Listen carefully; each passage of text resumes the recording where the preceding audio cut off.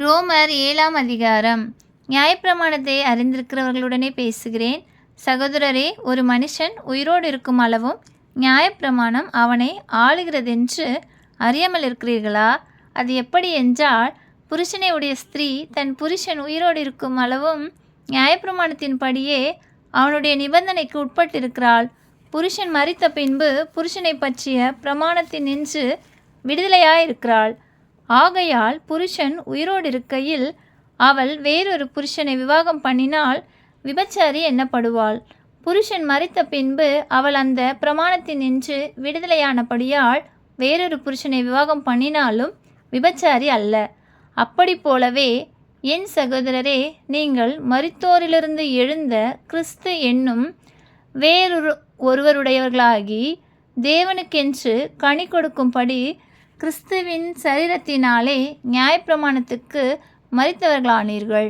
நாம் மாம்சத்திற்கு உட்பட்டிருந்த காலத்தில் நியாயப்பிரமாணத்தினாலே தோன்றிய பாவ இச்சைகள் மரணத்திற்கு ஏதுவான கனிகளை கொடுக்கத்தக்கதாக நம்முடைய அவயங்களிலே பலன் செய்தது. இப்பொழுதோ நாம் பழமையான எழுத்தின்படி அல்ல, புதுமையான ஆவியின்படி ஊழியம் செய்யத்தக்கதாக நம்மை கட்டியிருந்த நியாயப்பிரமாணத்துக்கு நாம் மரித்தவர்களாகி அதினின்று விடுதலையாக்கப்பட்டிருக்கிறோம். ஆகையால் என்ன சொல்லுவோம்? நியாயப்பிரமாணம் பாவமோ? அல்லவே. பாவம் இன்னதென்று நியாயப்பிரமாணத்தினால் நான் அறிந்தேனே அன்றி மற்றபடி அறியவில்லை. இச்சையாதிருப்பாயாக என்று நியாயப்பிரமாணம் சொல்லாதிருந்தால் இச்சை பாவம் என்று நான் அறியாமல் இருப்பேனே. பாவமானது கற்பனையினாலே சமயம் பெற்று சகலவித இச்சைகளையும் என்னில் நடப்பித்தது. நியாயப்பிரமாணம் இல்லாவிட்டால் பாவம் செத்ததாயிருக்குமே. முன்னே நியாயப்பிரமாணம் இல்லாதவனாய் இருந்தபோது நான் ஜீவனுள்ளவனாயிருந்தேன். கற்பனை வந்தபோது பாவம் உயிர் கொண்டது, நான் மரித்தவனானேன். இப்படி இருக்க ஜீவனுக்கு ஏதுவான கற்பனையே எனக்கு மரணத்துக்கு ஏதுவாக இருக்க கண்டேன். பாவமானது கற்பனையினாலே சமயம் பெற்று என்னை வஞ்சித்து அதனாலே என்னை கொன்றது. ஆகையால் நியாயப்பிரமாணம் பரிசுத்தமுள்ளதுதான். கற்பனையும் பரிசுத்தமாயும் நீதியாயும் நன்மையாயும் இருக்கிறது.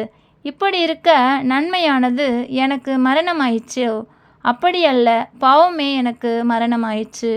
பாவம் கற்பனையினாலே மிகுந்த பாவமுள்ளதாகும்படிக்கும் அது நன்மையானதை கொண்டு எனக்கு மரணத்தை உண்டாக்கினதினாலே பாவமாகவே விளங்கும்படிக்கும் அப்படி ஆயிற்று.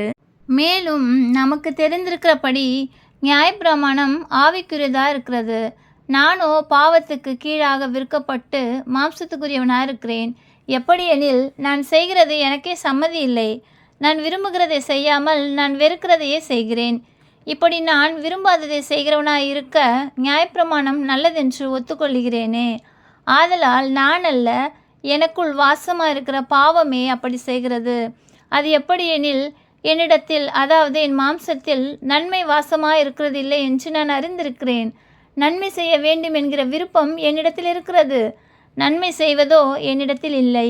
ஆதலால் நான் விரும்புகிற நன்மையை செய்யாமல் விரும்பாத தீமையே செய்கிறேன். அந்தபடி நான் விரும்பாததை நான் செய்தால் நான் அல்ல, எனக்குள்ளே வாசமாக இருக்கிற பாவமே அப்படி செய்கிறது. ஆனபடியால் நன்மை செய்ய விரும்புகிற என்னிடத்தில் தீமை உண்டு என்கிற ஒரு பிரமாணத்தை காண்கிறேன். உள்ளான மனுஷனுக்கு ஏற்றபடி தேவனுடைய நியாயப்பிரமாணத்தின் மேல் பிரியமாக இருக்கிறேன். ஆகிலும் என் மனதின் பிரமாணத்துக்கு விரோதமாய் போராடுகிற வேறொரு பிரமாணத்தை என் அவயங்களில் இருக்க காண்கிறேன். அது என் அவயங்களில் உண்டாயிருக்கிற பாவ பிரமாணத்துக்கு என்னை சிறையாக்கி கொள்ளுகிறது. நிர்பந்தமான மனுஷன் நான். இந்த மரண சரீரத்தின் நின்று யார் என்னை விடுதலையாக்குவார்? நம்முடைய கர்த்தராகிய இயேசு கிறிஸ்து மூலமாய் தேவனை ஸ்தோத்தரிக்கிறேன். ஆதலால் நானே என் மனதினாலே தேவனுடைய நியாயப்பிரமாணத்துக்கும் மாம்சத்தினாலேயோ பாவ பிரமாணத்துக்கும் ஊழியம் செய்கிறேன். ஆமென். இந்த மாதத்திற்கான வாக்குத்தத்தம்: பயப்படாதே, உன் வேண்டுதல் கேட்கப்பட்டது. லூக்கா எழுதின சுவிசேஷம் 1ஆம் அதிகாரம் 13ஆம் வசனம்.